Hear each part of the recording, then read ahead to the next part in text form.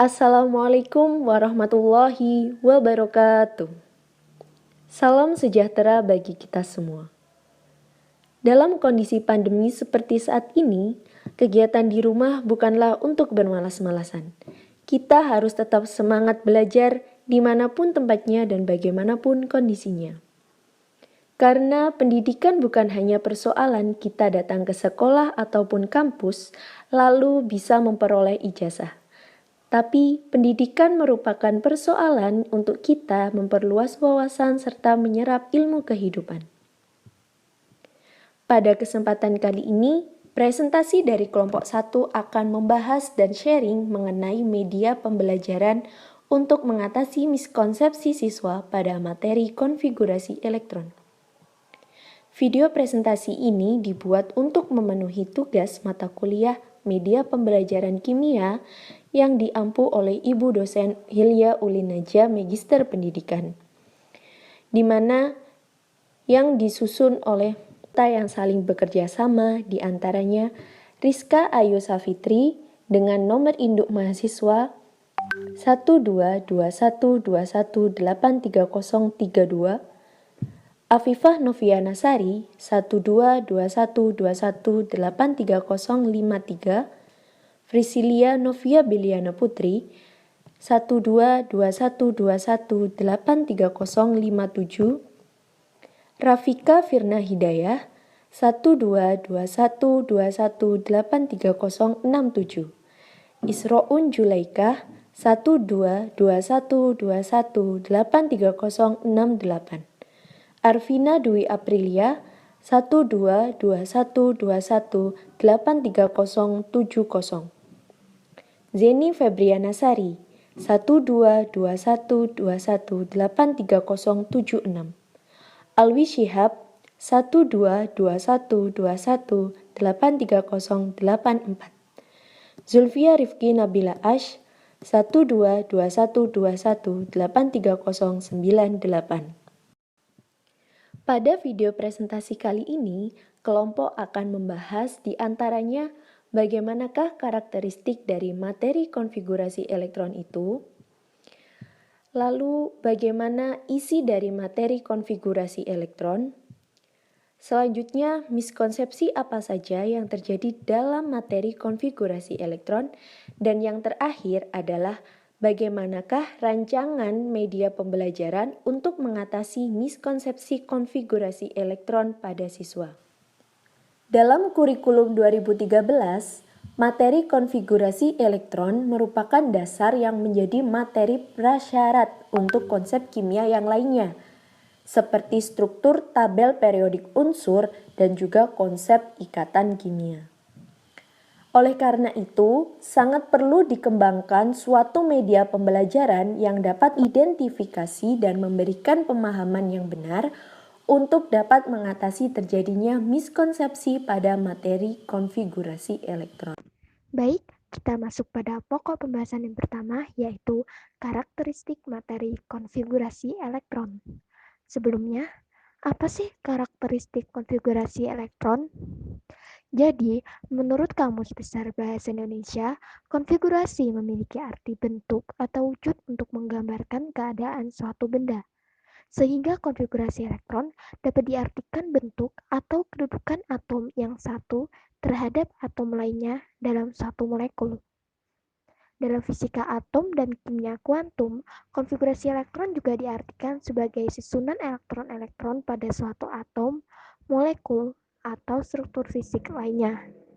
Menurut teori mekanika kuantum, posisi sebuah elektron tidak dapat ditentukan secara pasti, namun hasil pengukurannya hanya dapat menunjukkan kebolehjadian letak suatu elektron.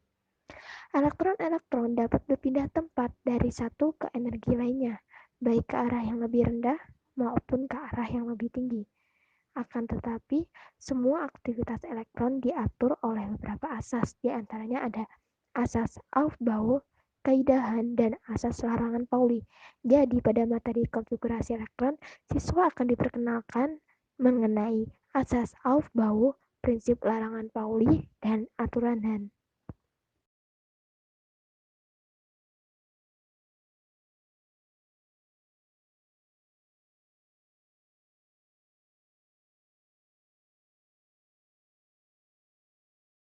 Baik, selanjutnya yaitu adalah materi tentang konfigurasi elektron. Konfigurasi elektron sendiri adalah susunan elektron berdasarkan kulit atau orbital dari suatu atom. Ada beberapa cara untuk menuliskan suatu orbital. Yang pertama yaitu adalah bagaimana cara menuliskan konfigurasi elektron menurut model atom Bohr. Menurut Bohr, bahwa atom terdiri atas inti atom yang bermuatan positif, sedangkan elektron bergerak mengelilingi inti atom pada lintasan-lintasan tertentu. Berdasarkan tingkat energi yang tertentu juga, lintasan-lintasan elektron ini kemudian disebut dengan kulit elektron. Setiap kulit atom terdapat jumlah elektron maksimal yang dapat ditempati. Berikut adalah cara-cara penulisan konfigurasi elektron. 1. Konfigurasi elektron menurut Bohr merupakan pengisian elektron yang dimulai dari tingkat energi yang paling rendah, yaitu kulit K. Kulit pertama yang berisi N sama dengan 1. Kemudian jika kulit pertama, kulit K, sudah terisi penuh, elektron kemudian mengisi kulit tingkat berikutnya, yaitu kulit L. Kulit kedua, N2. Yang selanjutnya yaitu kulit M. Kulit M memiliki N sebanyak 3. Kulit N adalah kulit keempat, dan seterusnya. Jumlah elektron maksimal yang ditempati setiap kulit elektron dapat dihitung menggunakan rumus 2N pangkat 2. Misalnya kulit K, N1, maksimal menampung 2. Kulit L, N2, maksimal menampung 8 elektron valensi. Kulit M, N3, maksimal menampung 16 elektron valensi. Selain jumlah elektron maksimal yang dapat ditempati pada suatu kulit, terdapat pula aturan bahwa jumlah elektron pada kulit terluar berjumlah maksimal 8 elektron. Berikut contoh dari konfigurasi elektron berdasarkan teori atom mekanika kuantum. Selanjutnya akan dijelaskan cara penulisan konfigurasi elektron.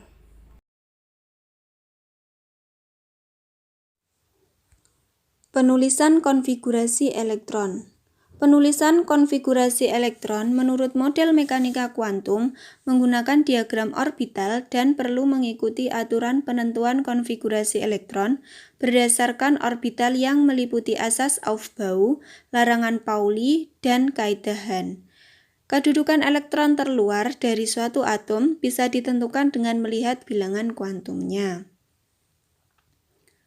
Penentuan konfigurasi elektron berdasarkan orbital yang meliputi asas Aufbau, larangan Pauli, kaidah Hahn, dan aturan setengah penuh. Asas Aufbau. Asas Aufbau menyatakan bahwa elektron-elektron yang mengorbit suatu inti atom mengisi orbital dengan tingkat energi yang terendah sebelum mengisi tingkat dengan tingkat energi yang lebih tinggi. Dalam setiap subkulit mempunyai batasan elektron yang dapat diisikan, yakni pada subkulit S memiliki satu orbital yang maksimal berisi 2 elektron. Pada subkulit P memiliki 3 orbital yang maksimal berisi 6 elektron. Pada subkulit D memiliki 5 orbital yang maksimal berisi 10 elektron. Dan subkulit F memiliki 7 orbital yang maksimal berisi 14 elektron. Asas larangan Pauli. Pauli menyatakan bahwa dalam satu orbital tidak boleh memiliki spin yang sama. Setiap orbital hanya memiliki 2 elektron saja. Jadi, pada satu orbital maksimum diisi oleh 2 elektron dengan spin yang berlawanan. Kaidah Hahn. Kaidah Hahn menyatakan bahwa pada pengisian elektron dalam orbital pada tingkat yang sama, yang setiap orbital diisi elektron tunggal dengan spin yang sama. Apabila ada elektron yang tersisa, maka dipasangkan dengan spin yang berlawanan. Aturan setengah penuh. Suatu elektron mempunyai kecenderungan untuk berpindah orbital apabila dapat membentuk susunan elektron yang lebih stabil. Contoh, pada atom Cr yang memiliki nomor atom 24, dengan konfigurasi elektron 1s2, 2s2, 2p6, 3s2, 3p6, 4s2, 3d4 menjadi Cr dengan nomor 24 konfigurasinya 1s2, 2s2, 2p6, 3s2, 3p6, 4s1, 3d5. Apabila 4s diisi 2 elektron, maka 3d kurang 1 elektron untuk menjadi setengah penuh. Sehingga susunan konfigurasi elektron pada atom Cr menjadi lebih stabil. Selanjutnya yaitu bilangan kuantum. Dalam konfigurasi elektron, model mekanika kuantum dikenal dalam 4 bilangan kuantum. Bilangan kuantum tersebut menjelaskan tentang letak elektron pada suatu atom. Keempat bilangan kuantum tersebut adalah bilangan kuantum utama, bilangan kuantum azimut, bilangan kuantum magnetik, dan bilangan kuantum spin. Yang pertama ada bilangan kuantum utama disimbolkan dengan huruf n kecil, menyatakan tingkat energi utama dengan nilai n 1, 2, 3, 4, 5, dan seterusnya. N sama dengan 1 menyatakan kulit pertama, disimbolkan dengan huruf K besar. N sama dengan 2 menyatakan kulit kedua, disimbolkan dengan huruf L besar. N sama dengan 3 menyatakan kulit ketiga dengan huruf M besar, dan seterusnya. Yang kedua ada bilangan kuantum azimut, disimbolkan dengan huruf L kecil, menyatakan bentuk orbital tempat elektron berada pada subkulit. Nilai bilangan azimut dimulai dari 0, 1, 2, 3, dan seterusnya.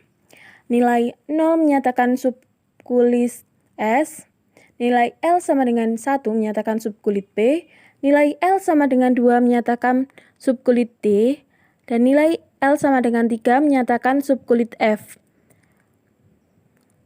Selanjutnya yaitu bilangan kuantum magnetik, disimbolkan dengan huruf M kecil, menyatakan letak elektron pada suatu orbital. Nilai bilangan kuantum M adalah -1, 0, dan +1.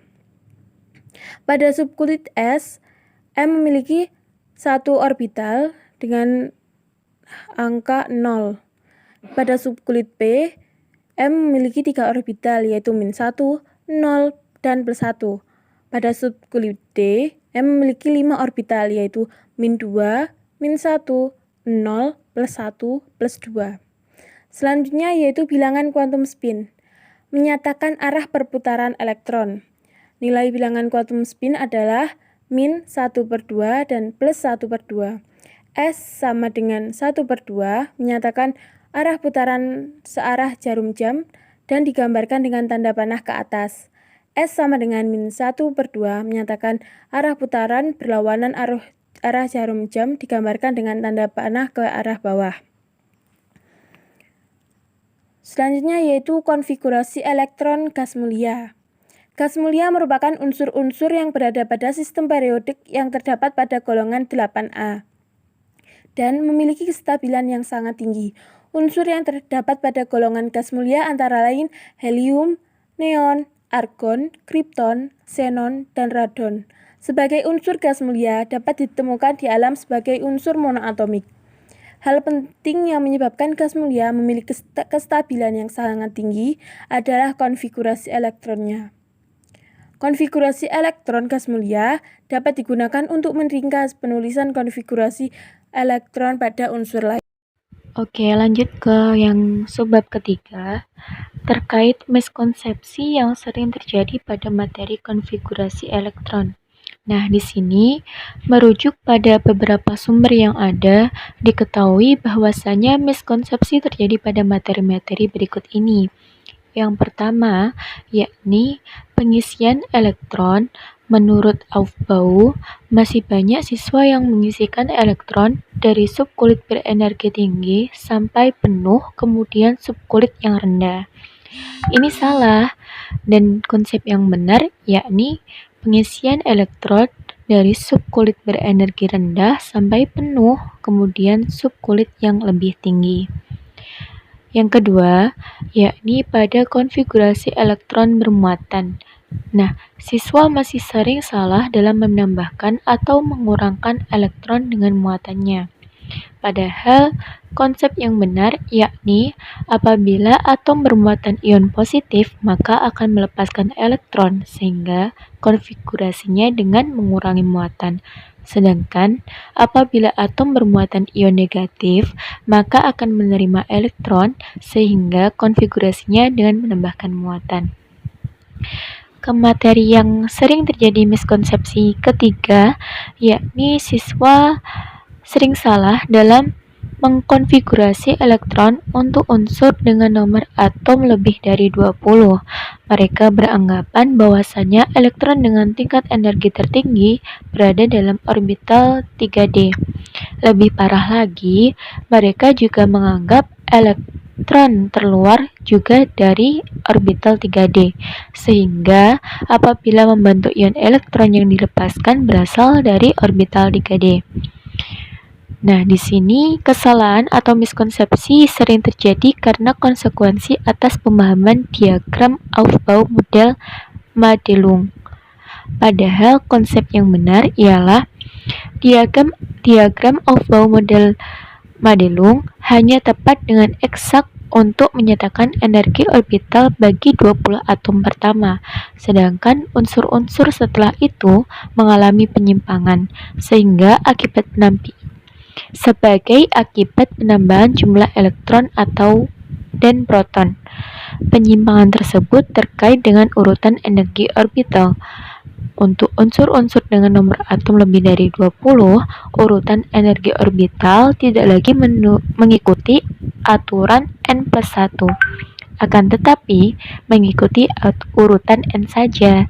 Hal ini telah terbukti secara empiris. Jika ingin melepaskan elektron, maka elektron yang dilepaskan dari orbital 4s dulu, kemudian baru orbital dari 3D.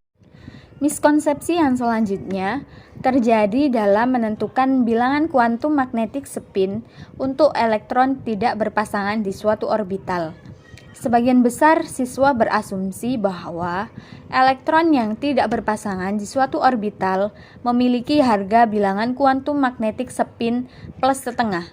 Padahal konsep yang benar adalah bahwa harga bilangan kuantum magnetic spin untuk elektron yang tidak berpasangan adalah mungkin plus setengah atau min setengah.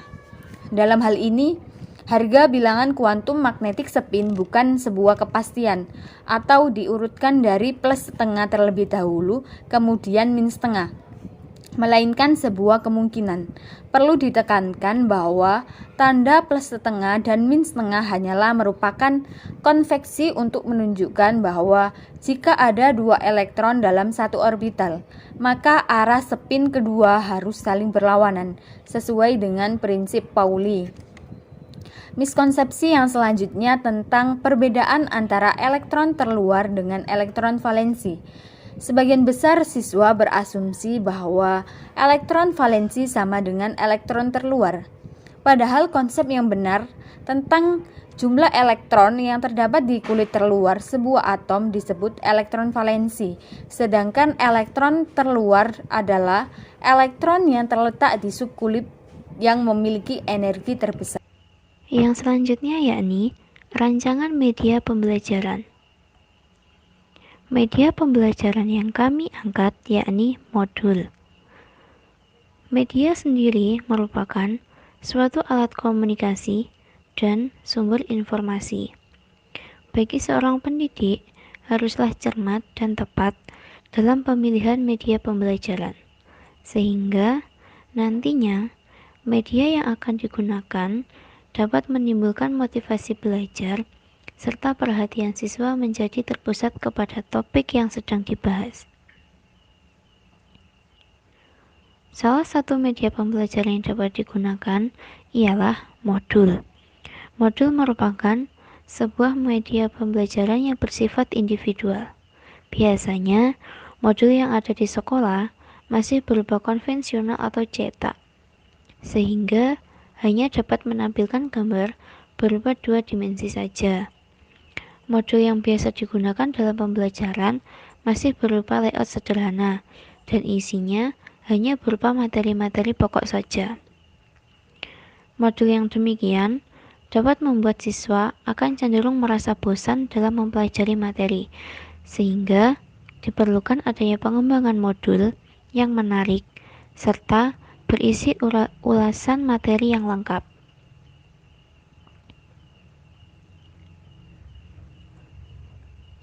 Dari sekian banyak miskonsepsi yang sudah dijelaskan di atas, memberikan ide kepada kelompok kami untuk bisa menginovasi modul yang sudah ada. Modul yang kami buat pun tidak hanya berisi ulasan materi saja, namun juga berisi gambar, di mana gambar ini merupakan ilustrasi dari materi konfigurasi elektron. Dengan gambar tersebut, kami berusaha menyajikan gambaran nyata dari konfigurasi elektron. Dengan harapan, siswa yang membaca modul tersebut memiliki gambaran nyata dan dapat memahami apa yang disampaikan oleh pendidik melalui modul.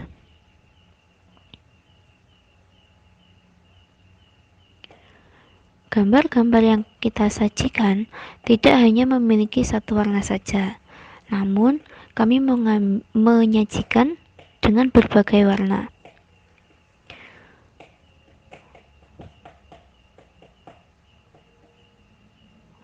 Dengan menyajikan gambar dengan berbagai warna akan lebih membangkitkan siswa untuk terus belajar.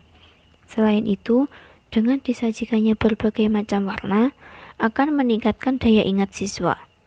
Dengan demikian, diharapkan siswa akan lebih mudah ketika menghadapi tipe soal konfigurasi elektron.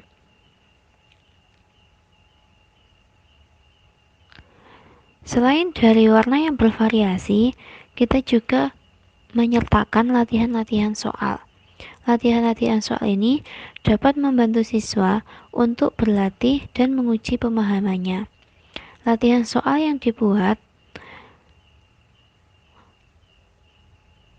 didesain semenarik mungkin agar tidak membosankan bagi peserta didik.